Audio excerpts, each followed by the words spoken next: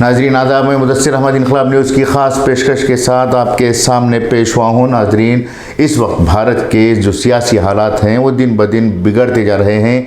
हर कोई यहाँ तशवीश में मुब्तला है। ऐसे में ख़ास बात अगर की जाए तो इस जो सियासी भंवर है इसमें सबसे ज़्यादा परेशान हाल मुसलमान हैं। मुसलमानों के पास बहुत ही महदूद पॉलिटिकल अपॉर्चुनिटीज़ हैं, जिसकी वजह से वो नए सिरे से अपने आप को साबित करने के लिए परेशान हैं।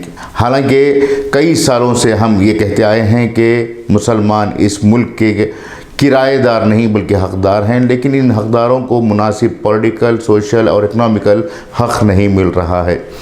ऐसे में जो मुसलमानों की तरफ से एक नया रुझान पैदा हुआ है वो ये है कि वो एक ख़ास पार्टी से जुड़कर बाकी के तमाम सियासी जमातों को गाली गलौज देने लगे हैं, वो भी अवामी सतह पर।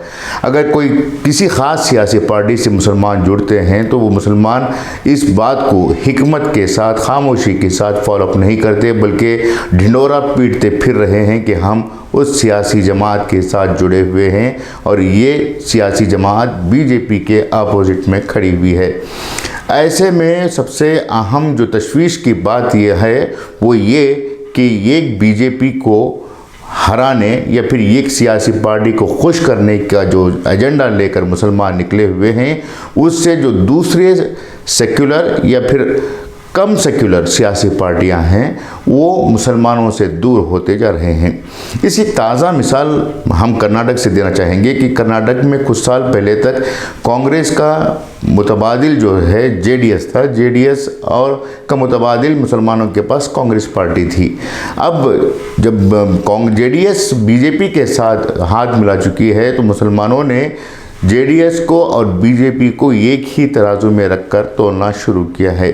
ऐसा नहीं है कि जेडीएस पूरी तरह से कम्युनल पार्टी है, लेकिन ये अपॉर्चुनिटीज़ है, ये अपने वक्त को देखकर पलड़ा बदलने वाली सियासी जमात है।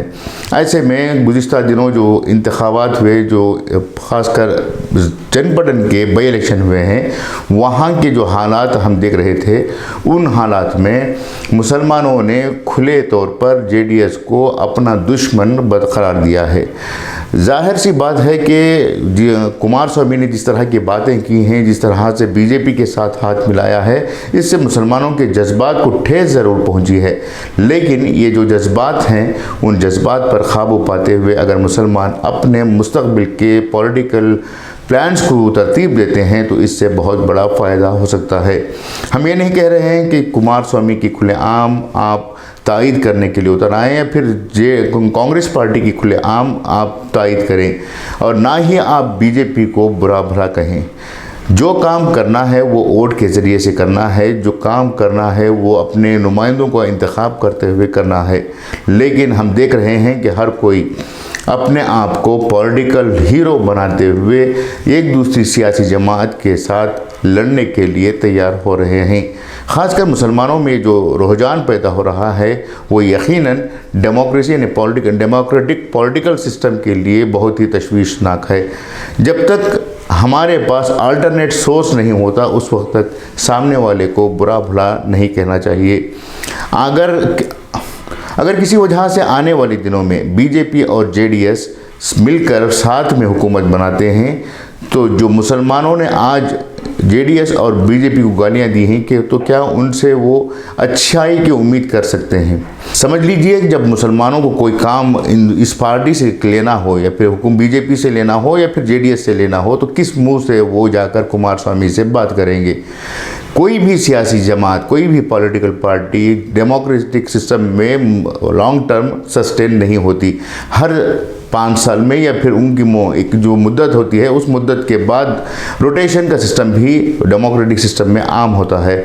ऐसे में इस तरह से जब भी मुसलमानों को बात करनी हो तो सोच समझ कर करनी चाहिए, वरना आने वाले दिनों में उन्हें एक नहीं दो दुश्मनों से लड़ना पड़ेगा।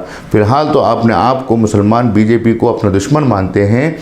जब इसी तरह से जेडीएस के साथ भी अपना रवैया बरकरार रखते हैं तो यकीन जानिए कि जेडीएस के साथ भी आपको मुकाबला करना पड़ेगा, क्योंकि कर्नाटक में जो इलाकाई पार्टी, जो रीजनल पॉलिटिकल पार्टी के तौर पर है, वो कोई ख़ास पार्टी मुसलमानों के हक़ में नहीं है और ना ही कोई ख़ास पार्टी इस वक्त कर्नाटक में मजबूती के साथ मौजूद है। इन हालात में मुसलमानों को दूर अंदेशी के साथ काम करने की ज़रूरत है। अगर ऐसा नहीं करते हैं तो बहुत बड़ा नुकसान उठाना पड़ सकता है।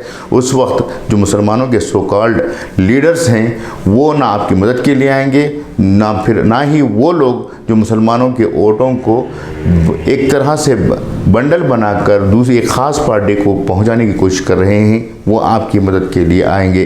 ये थी आज की ख़ास पेशकश और मैं चाहता हूं कि आप इन चीज़ों पर गौर करें और आने वाले दिनों में किस तरह से पॉलिटिक्स करना है इस पर गौर करें। कोई भी सियासी पार्टी मुसलमानों की नहीं है, ना ही कोई सियासी पार्टी मुसलमानों के लिए काम करने वाली है।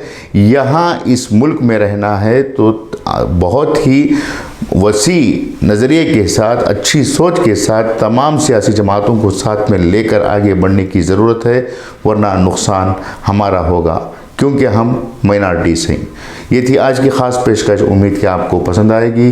मैं मुदस्सिर अहमद आपसे इजाज़त चाहूँगा। शुक्रिया।